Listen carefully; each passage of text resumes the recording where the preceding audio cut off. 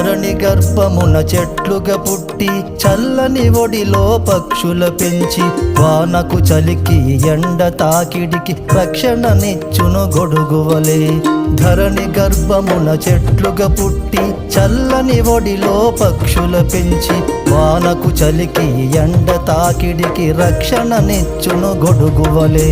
భూసారాన్ని రక్షించి నేలకు వర్షం రప్పించి భూసారాన్ని రక్షించి నేలకు వర్షం రప్పించి పచ్చని వన్నెలు తెచ్చును జగతికి.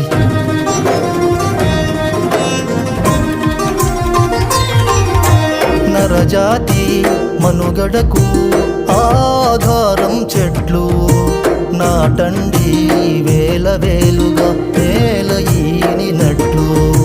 నరజాతి మనుగడకు